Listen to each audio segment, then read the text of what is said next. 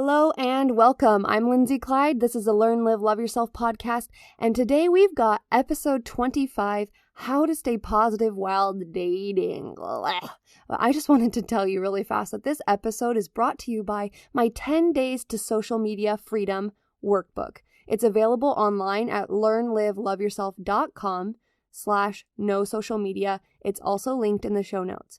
I created this workbook for myself. I wanted a way to make a real and lasting change in my social media usage. I was feeling blah, I was feeling addicted and out of control. I wanted to feel peace again, and this workbook did that for me. So if you want it, go to learnliveloveyourself.com/no social media or click the link in the show notes of your podcast player. It's never too late to take a few days to take back your life. All right, guys, episode 25, How to Stay Positive While Dating. Let's get into it. Hi, I'm Lindsay Clyde, and this is the Learn, Live, Love Yourself podcast, where we learn who we are, live true to who we want to be, and love ourselves better every day. If your passion is progress, then you're in the right place. Each week, we tackle pop challenges that push our limits and create lasting change. Are you ready? It's time to grow. Come learn, live, love yourself with me.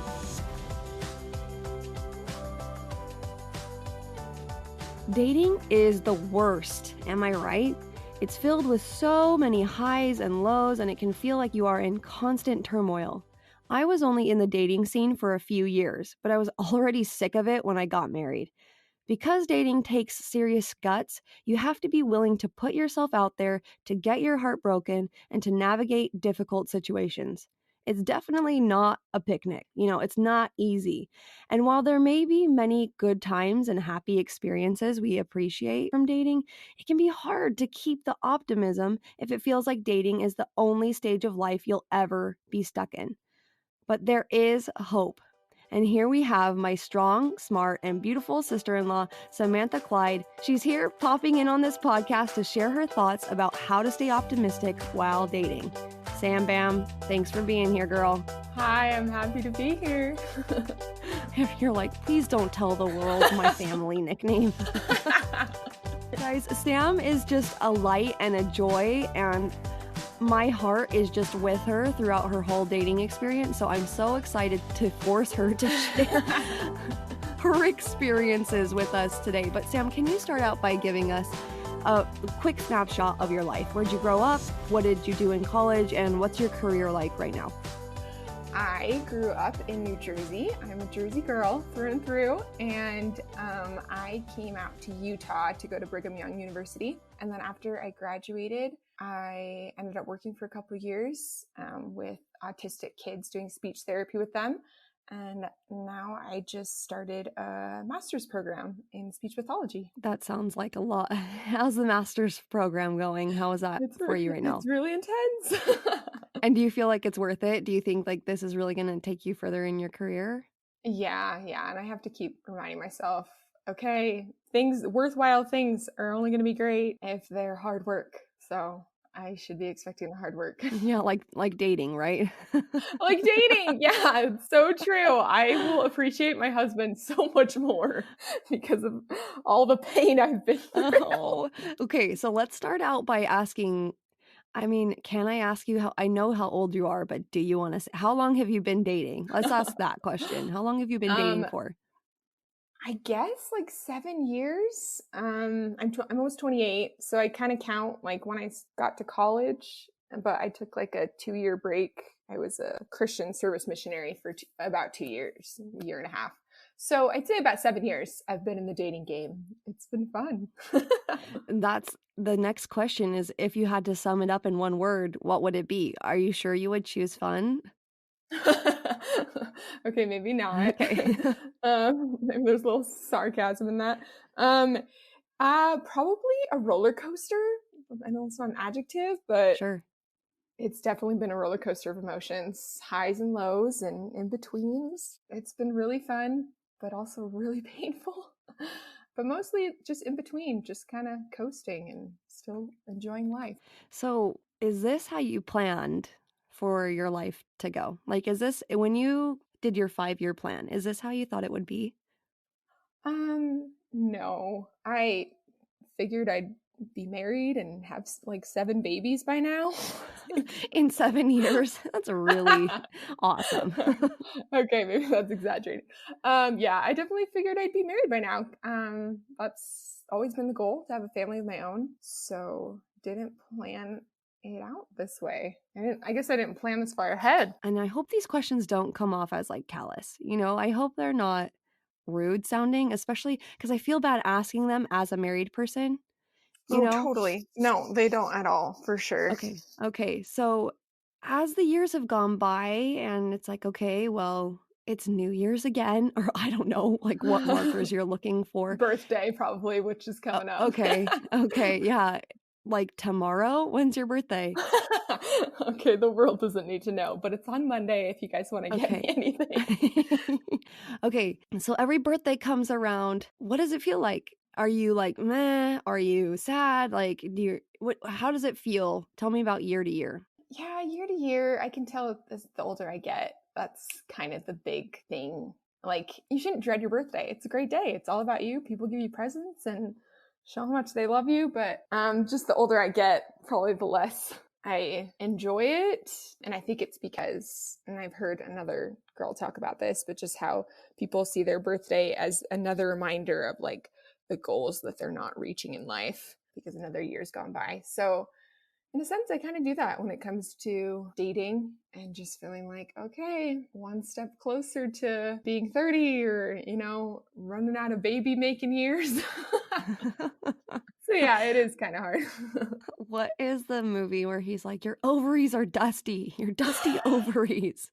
Is it Get Smart? It's Get Smart, yeah. With Steve Carell. Yeah. You and your dusty ovaries. You don't have dusty ovaries. You're totally fine. Out here in Boston, you're Thanks, still Glenn. you're still young. You wouldn't start having babies for another 7 years if you lived out here, so you're fine. Yeah. Okay, so when I asked you to be on this podcast, and we've had like so many things come up that it hasn't been able to be possible, but you've been like in and out of relationships a few times from the point where I like typed up these questions for you to right now. Like, how has it been? Like, tell me about this last, I don't know, what, 5 months, 4 months? Yeah, it's been rough. It's been probably one of the rougher stages of my dating career. Probably in the last like 6 months or so, I've fallen pretty hard for 2 guys, and they both didn't work out, and it really hurt. It definitely crushed me. It definitely was a blow to my hope and confidence in just the dating, not necessarily myself, but just in the dating process. And yeah, it was rough. I mean, I learned a lot. I don't regret those experiences. Does that thought even help? I mean, does it help at all to think, well, there's a plan or this is for the best? Do those thoughts give you comfort? Yes, yeah, and I think I need to continually remind myself of that because it's so easy to just have like this whirlwind of negative thoughts and lies going through your head. So I think it's so important to keep the right perspective and to talk to people who will give you hope. And I've done that. I saw my sister the other day and I just said, "Can you just come over and give me hope?" And I don't usually do that, but it's good. And I think it's, it forces you have to be vulnerable in the process, but like I think it's okay to go and be vulnerable and ask people to give you hope and, have them help you restore your confidence in dating. I don't even know what the equivalent is. It's just such a unique experience putting yourself out there because you feel, at least I did in my short dating experience, I felt like boys' reception of me was directly correlated with my worth. Mm-hmm. Like, what's wrong with me if he doesn't want to date me or he never calls me back, or why does he like her and not me, type of things, which are kind of petty. Seriously, you immediately assume there's has to be something wrong with you when in reality it could be a lot of things, and it may not even be that there's something wrong with you. It's just that they're not clicking, just like you haven't clicked with another great guy before. And also they could be going through some other serious issues, or there could be another like past girlfriend still in the picture. So there's just a lot of factors. But yeah, I definitely agree. It can be a blow to your confidence and your self-worth. So, what are the top 3 things that you've learned while dating these last 7 years? I think I've definitely learned the value of getting outside perspective for someone who genuinely cares about you. Because when you're in a relationship, it's so easy to be in the honeymoon phase and to not see anything wrong. And it's completely subjective view when you're in the relationship. But I think it's important to talk with those who love you and who will be honest with you and give you an objective view if they see that something is concerning in the relationship. Like, for example, I was dating a guy a while ago and he was great. Honestly, there was nothing wrong with him, but I didn't feel like we completely clicked, but there was nothing wrong with him. He was so great. And finally, my sister was able to just say, Sam, I think you should break up with him. And, like, you're totally right. And as soon as she said it, I knew she was right. So that's a lame example. But another example is a guy who may not treat you super right. And I've had 1 or 2 of those where you're so smitten and in love with the guy that I needed a friend and another sister to be able to say, you know what, that wasn't okay how he treated you. So just not being afraid to ask others for advice and get that objective view from others. Another thing would be I learned the importance of realizing what you really need in a companion. In my younger dating years, it's so easy to get wrapped up in the nitty-gritty details of, you know, how witty his jokes are or how much he can bench press. But I've just realized what's most important. And for me, that's, you know, feeling like I can completely be myself with the guy. And, you know, we can talk forever and not get bored. And he treats me well.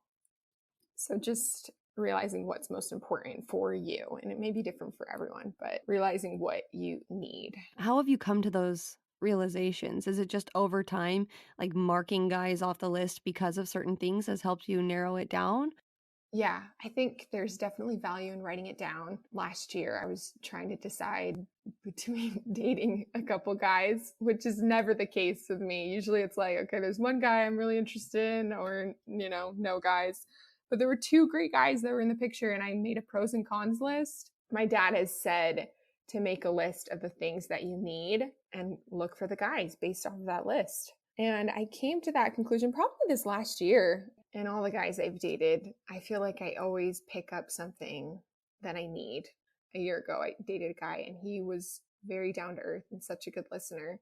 But, you know, he didn't have some other things. And the next guy I dated, he was such a great listener, super funny, like the last guy as well. But he added another aspect, which was I can actually have deep conversation with him, stimulating conversation with him. Whereas the next guy, I was able to see, okay, wow, this guy's really down to earth and the last guy wasn't. Okay. Hopefully they never listen. They won't, I promise. Wait, I can't really promise that, but hopefully they know that it's all good. It's all fine, and everybody has things about them that are horrible. I'm just kidding. I'm just kidding. Yeah. It's a girly podcast. They probably won't be listening to it. I know, right? So yeah, I think just going from guy to guy, but especially these last 2 guys that I talked about, I just realized I don't need a super funny guy. I just want a guy that I can like completely feel like myself with. And so I think I'm still learning, you know, the process of what's most important. And, you know, maybe God still wants me to keep learning those lessons. Darn it. Yeah. Come on. Where is he? I know, right? So I asked you a few more questions, but I think I cut you off from talking about the number 3. Did you have a number 3 biggest takeaway? Yes, just communication is so key. And I feel like I've learned that just recently, which is super sad, but that is so, so crucial to a healthy, awesome relationship. I went out with a guy who told me about his top qualities he looks for in a girl, and that was one of them. Communication was one of them, good communication. And I was so impressed by that. And, you know, everybody struggles with communication. I totally do. But if he's not willing to work on it or isn't good at it, then dump him. No, don't put that in there. So cutthroat. I mean, but really though, You don't have time to, I mean, in your mind, I'm projecting my own thoughts onto you, but you don't really have time to try and kind of sit there and think like, well, maybe one day he will be better at this, but he just doesn't want to try right now. It's like, Yeah, no, like dump him, move on. Don't be tied down to the sandbag, right? for sure. And I think there's the aspect of like communicating and also the aspect of being open. It's like, okay, if he's hiding stuff from you, that's probably a red flag. But if he's just awkward when it comes to like communicating feelings and working through problems, that's something that you can work on for sure. How are some ways that you personally stay optimistic while you're dating? Like, do you have any things that you do or like movies that you watch or food that you eat to like help you help you stay positive and optimistic? Yeah, that's a great question. Yeah, food is always a good option. That's just what comes to mind for me. I don't know what you do, but Oh, yeah. Honestly, I think surrounding yourself with good influences, great friends, that'll keep you optimistic, especially those who are going through the dating scene. So I think just having good influences, good optimistic influences. Music is particularly awesome for me. Just inspiring songs, finding a song that's like, and I have a few on my Spotify that I love to listen to. Yeah, so finding like awesome songs that'll pump you up, being grateful for the learning moments that you have had, but also being grateful for what's to come and what's ahead. And there's a song called The Best Is Yet to Come. And just reminding yourself of that God has something greater in store for you. As painful as that previous experience was, or as painful as it is to be single right now, God always has something greater for you. There's always a light at the end of the tunnel.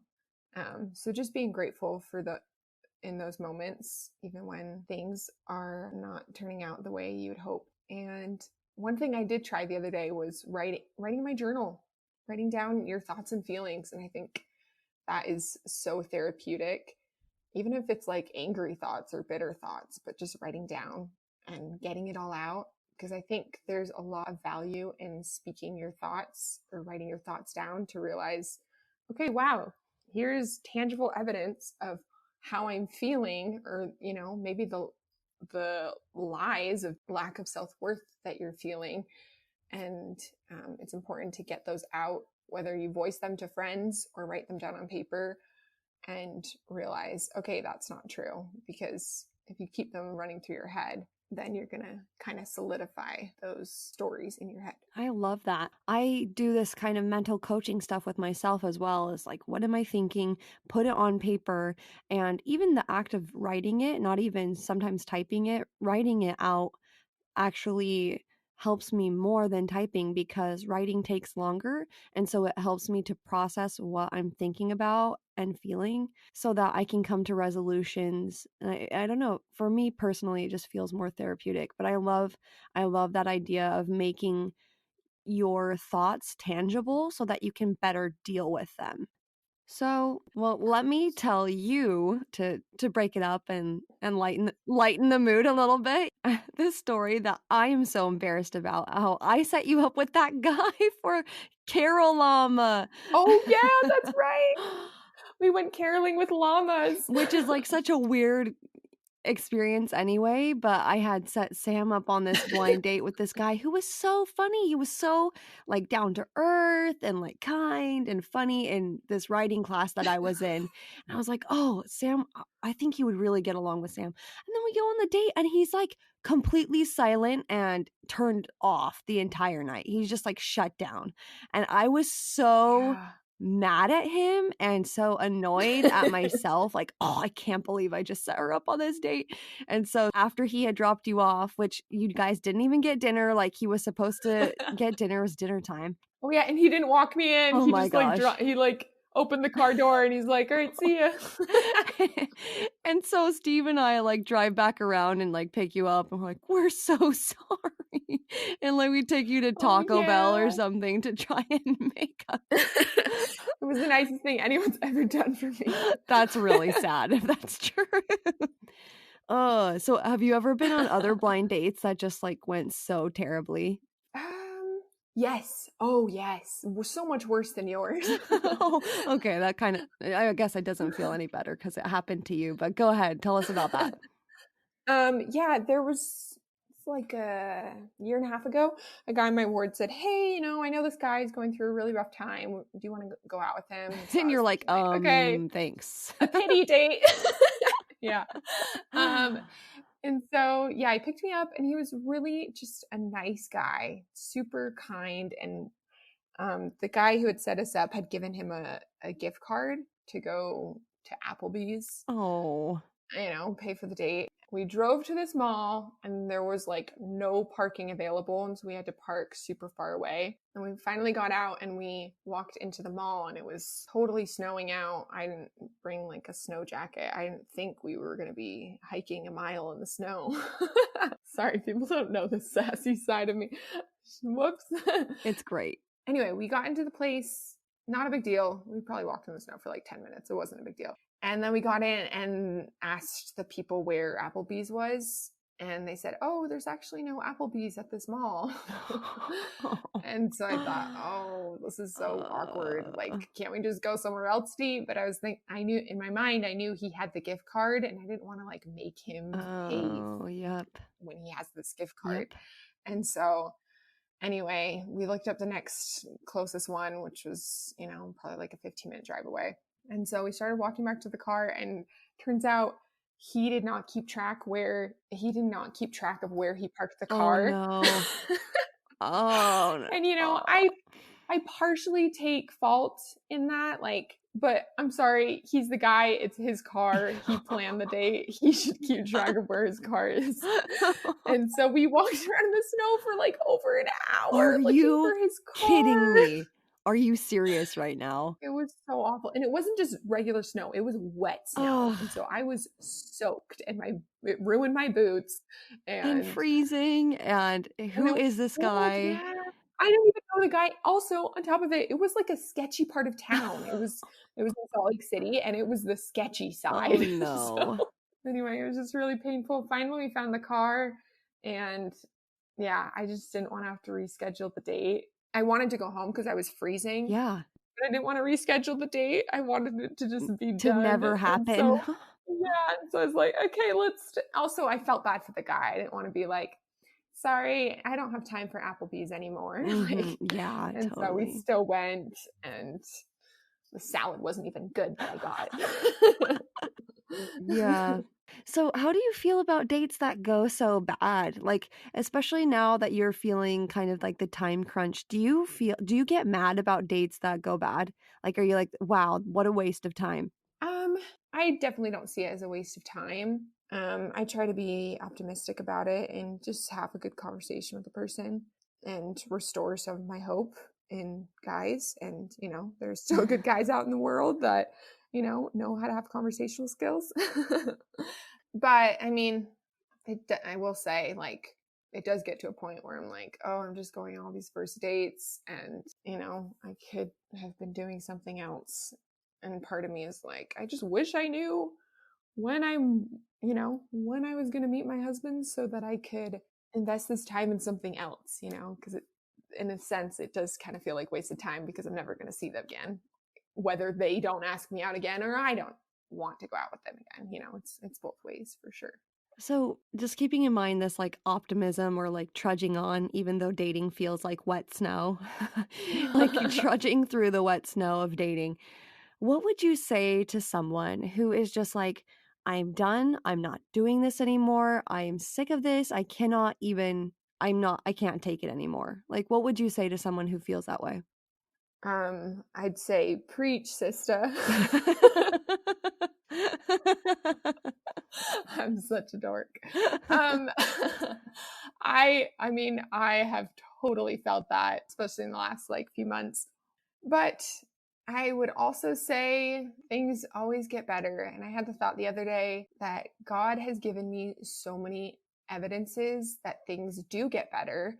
And the next experience is always, you learn even more the more experiences that you have. And I have seen that. When I look back and remember these evidences that I have, I'm able to see, okay, that relationship, how it ended, was really painful. But then again, there's a light at the end of the tunnel, and a new guy always comes along. And, with the second guy, I felt even stronger for him. It's important to remember the times that God has delivered you from pain and given you new opportunities and given you light to help you keep going. I love that. I feel like even if we're not all in the dating scene right now, that still applies. Once you get married, it's not like there are things in your life that just magically resolve themselves. You kind of always have to hang on to that same hope and that same faith to move forward when things are difficult, whether somebody struggles with infertility or losing a job or just uncertainty about what's coming in the future. I mean, it continues to happen throughout our lives. So I think that's such a valuable lesson to learn, and that you definitely have a leg up for having learned it already. No, totally. It definitely applies in any situation. Just remembering the good times you've experienced in life. So, what could a listener do, like physically, to get themselves pumped up or like ready to face the dating world again? Like maybe like specifically after a difficult breakup? Totally. I think that's an awesome question. I went to a Tony Robbins seminar this last year, and he talks about the importance of changing your focus and changing your physiology. And that is going to get you in an awesome state of mind. And I totally agree with that, because anytime that I'm out exercising or just dancing and being crazy, moving my body, I am immediately in a better state of mind, in a hopeful state, an excited state. I'm excited about life. One thing that I do to cope with heartbreak is go running. I feel like running is so therapeutic for me, because I just run out all my anger and listen to awesome music. And exercise in general is awesome for you mentally whenever you're going through a hard thing. And then another thing I like to do is to remind myself of how amazing I am. Yes. And to like call it out. And maybe that's cheesy, but when I'm going through a hard time and I'm realizing and I'm feeling doubts about my self-worth and why this didn't happen, why he didn't want to, be with me in the end, I like to remind myself, whether it's just saying it to myself or even saying it to God in prayer, and just say, I'm amazing, and say the reasons why you're amazing, and write them down, say them aloud to yourself. Just remind yourself of the awesome qualities that you do have to offer. And again, like we said before, that person, that guy probably did see those awesome qualities in you, but for whatever reason, it didn't work out in the end. So just reminding yourself like what you have to offer to this world, because you are amazing, and one awesome, great guy is gonna recognize that. I'm all about this stuff. I'm all about saying out loud these positive mental affirmations. And they're not mental, they're like positive out loud affirmations. And you're so right. This is exactly right. It's scientifically proven, and it's Lindsay proven, that when we say this stuff out loud, that it makes such a difference. So I know this is kind of weird, but I'm going to have you do this for me right now. Okay. On the interview. Okay, so like Bob just broke up with you and you really thought you had a future with him. Like you seriously were thinking about, okay, well, if things continue like this, we could get married next winter. He breaks up with you. Do your positive out loud affirmations for me right now. What are you going to say? How are you going to say it? Go.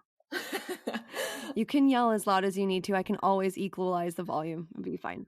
I'm not good at this because I don't like talking about. I don't like telling people about yourself. Well, here's the thing.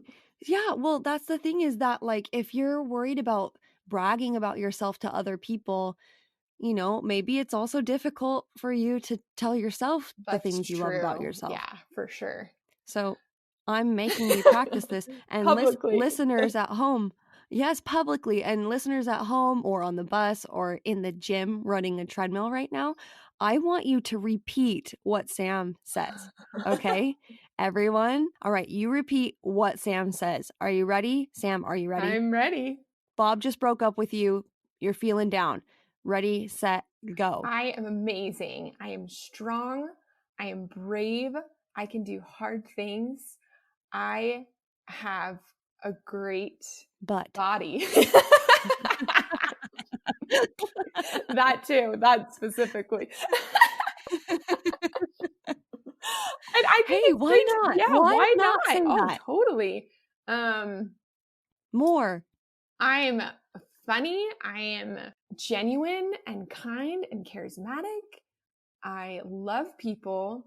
I am so close to God, and I have hope.